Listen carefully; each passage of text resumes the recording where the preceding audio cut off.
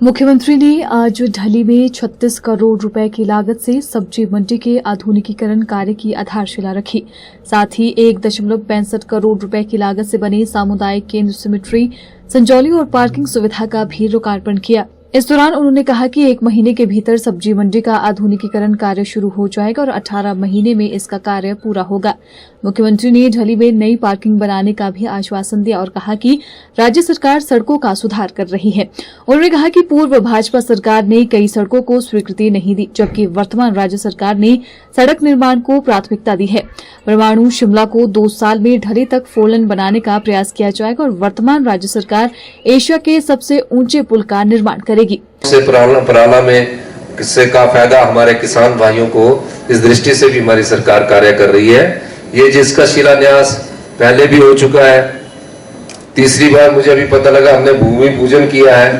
ये 18 महीने में मैंने कहा है कि इस 18 महीने में बनकर तैयार होगा, उसको स्पीड अप करना पड़ेगा।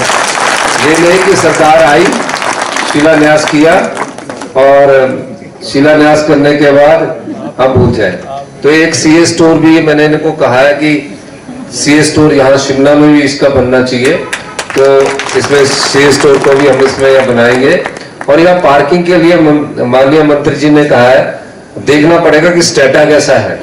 अगर स्टेटा ठीक होगा तो हमें पार्किंग बनाने की कोई सुविधा नहीं होगी, ताकि ऊपर शिमला में जाने के लिए जो बसों की जो यातायात में अवरुद्ध ना आए, इस दृष्टि से भी हमारी सरकार कार्य कर रही है। आपने देखा होगा कि पिछले कुछ सालों से आप शिमला परमाणु 4 लेन की बात सुन रहे थे। पिछली सरकार ने, जयराम ठाकुर जी की सरकार ने अप्रूवल तक नहीं दी थी इन रोडों की। पीडब्ल्यूडी मंत्री जी से मेरी चर्चा हुई और हम लोगों ने चर्चा करके तुरंत प्रभाव से अगले 2 साल में ढली तक तो हमने इसको 4 लेन करने की कोशिश करेंगे। और दूसरी बात, एशिया का सबसे ऊंचा पुल भी हम यहाँ बनाने जा रहे हैं और टनलों के माध्यम से प्रदेश को हम जोड़ने जा रहे हैं। और जो संजौली का हेलीपोर्ट है, ताकि इस हेलीपोर्ट से आए दिन चंडीगढ़ की सुविधा मिल सके, उसका भी हम जल्दी शुरुआत करने जा रहे हैं। आने वाले समय में हम आप लोगों के लिए जो भी योजनाएं लेके आएंगे वो गांव के गरीब किसान, बागवान और आमजन के लिए होगी।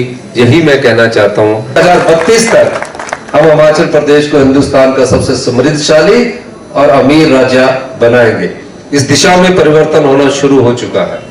इसलिए हम कहते हैं कि आपके पास अच्छी हेल्थ होगी, अच्छी शिक्षा होगी, आप गौरव से और गर्व से कह सकते हैं कि हम हिमाचल से आए हुए लोग हैं। हमारी सरकार कई और मूलभूत परिवर्तन कर रही है। हमारे फैसलों से आम व्यक्ति को कोई नुकसान नहीं होने वाला। हमारे फैसलों से गांव में रहने वाले व्यक्ति को कोई नुकसान नहीं होने वाला। कुछ लोगों को जरूर उस सब्सिडी से हमको छुटकारा दिलाना पड़ेगा, जो लाखों रुपया इनकम टैक्स देते हैं, करोड़ों रुपया इनकम टैक्स देते हैं, फिर भी सरकार की सब्सिडी लेने में वो शर्म नहीं करते हैं।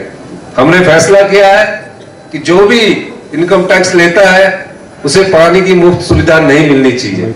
और जो 100 रुपया बिजली का बिल सिर्फ गांव के लोगों के पास 100 रुपया हम लेंगे, जितना मर्जी पानी का बिल यूटिलाइज कर ले, हम उससे पर लीटर के हिसाब से बिल नहीं रहेंगे। Bureau report, channel 9 Shimla.